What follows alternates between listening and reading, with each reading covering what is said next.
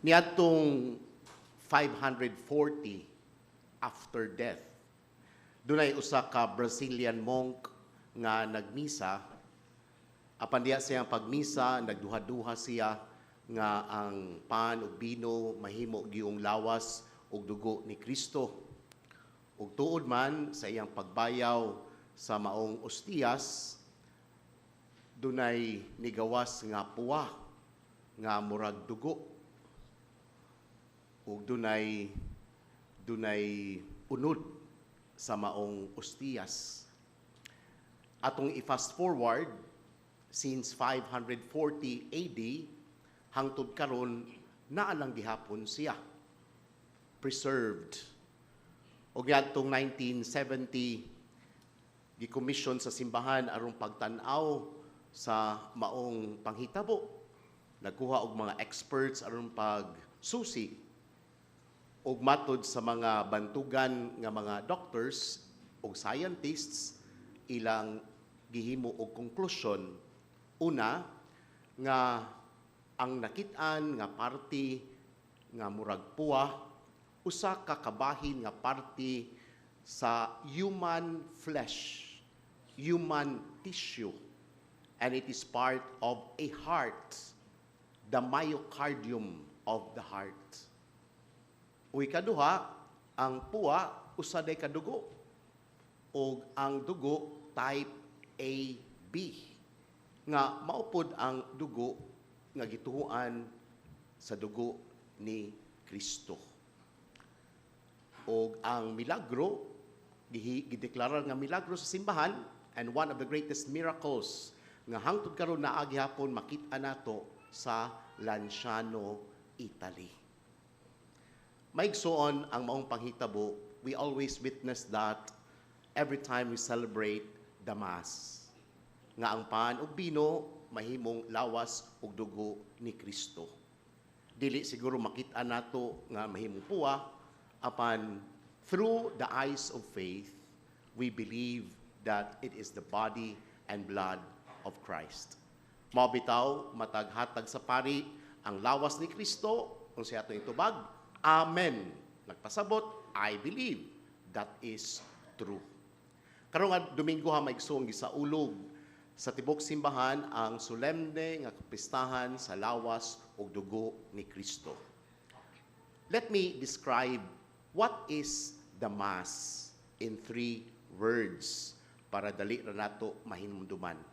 Number 1, the Mass is thanksgiving. Ang pulong thanksgiving, mao po na ang pulong sa Greek term nga gitawag og Eucharist. The word Eucharist comes from the Greek term Eucharistian, which means thanksgiving.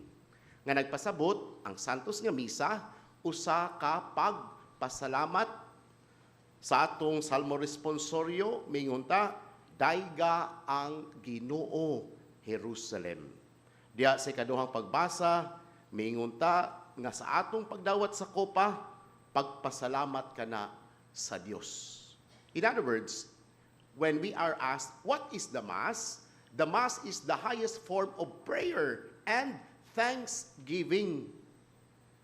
Pinakataas, pinakanindot, pinakadalaygon. Pwede man ta magpasalamat, inigmata nato, Lord, salamat, Lord. Okay ba ko kung birthday nato?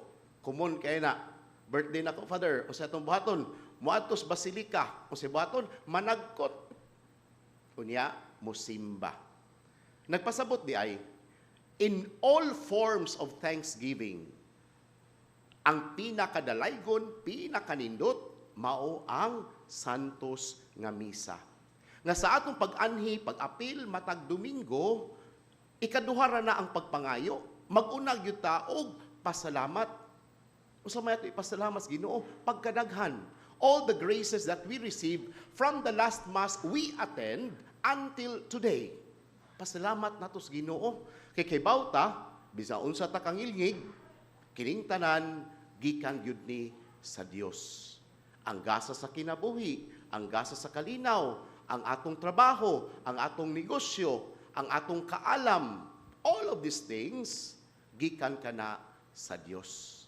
Mo nang before the Mass, in the silence of our hearts, moingon ta, Lord, na ako diri aron pagpasalamat kanimo.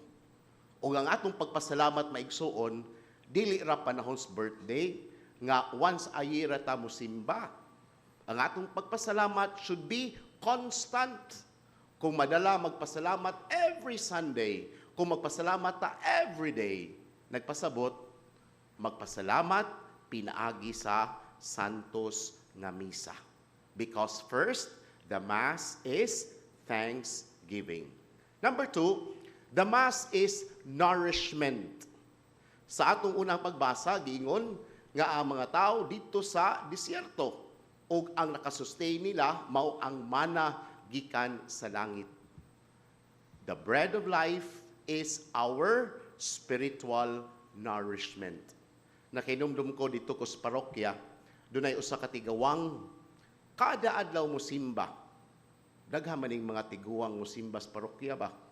Kawa na may buhaton, labi ng mga senior citizen. Pero unsay naka-unique ani nga tiguang tungod kay every time she went to Mass, magsakay siya og wheelchair. Nya siya ra gyud ang mag-wheelchair. Siya una mo abot simbahan, siya po'y katapusan mo gawas kay mag-wheelchair man. Mo to one time, nagsugat mi, akong inan, nay, pwede ra magsiguro Domingo lang ka mo simba kay simbak ko basig maligsan kadiya sa dalan. Nya layo-layo ra bang inyo? Nya ikaw ray nagtutod sa imong wheelchair. Nitan-aw siya nako ug mingon siya, sige lang good pader, kay ang Santos nga Misa, ang pagkalawat, maumay nagdala nako og kinabuhi. Ang Santos nga Misa maigsuon, maupod ang atong spiritual nourishment. Mo'y magdala nato kadasig, mo'y magdala nato og kalinaw.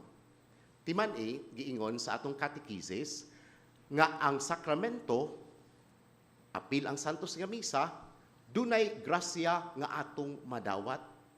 In other words, every Mass that we attend, there is a grace that overflows. Dunay grasya. Dili man ni siya ayuda. Ang ayuda, mao na ihatag sa gobyerno, makitaan, makuptan ang ayuda. Apan ang grasya sa Dios, dili lang nato makitaan, pero mas labing importante. Unsa man ay grasya, pananglitan, kalinaw sa atong pamilya, nga di ta magsigig away. Unsa man ang grasya, kanang dunay paghigugma sa usag-usa.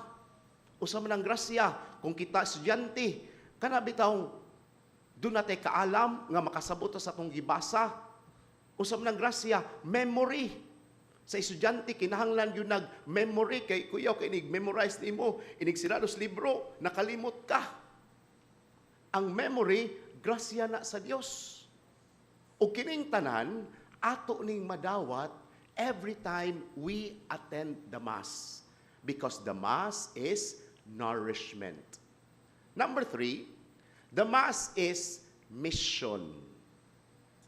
Kung sa may sulti sa pari, inikahuman sa misa, tapos na ang misa, lakaw kamo uban sa gugma ni Kristo. Go in peace. It is a mission sending.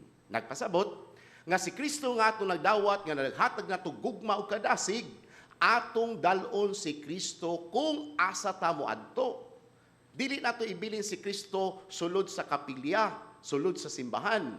Kumuadto ta sa atong panimalay, dala si Kristo. Kumuadto ta sa atong trabahoan, dala si Kristo. O kay si Kristo naaman sa atong kasing-kasing, biskang inig-uli nato, mao gihapon ang atong pamilya, mao gihapon dagway, mao gihapon atong panimalay, doon na gihapoy kalisod, doon na gihapoy challenges, pero naa naman si Kristo, doon na di ako'y kadasig. Biskang naa gihapon tay problema, biskang doon na gihapon tay bayranan sa suga og tubig, doon na gihapon ko'y confidence. Because God is in my heart, and I know He will find solutions to all my problem. That is mission sending. Mao maigsoon sa atong pagsaulog sa kapistahan sa lawas ug dugo ni Kristo, we are reminded of three things of what Mass is all about. Number 1, Mass is thanksgiving. Number 2, the Mass is nourishment. And number 3, Mass is mission.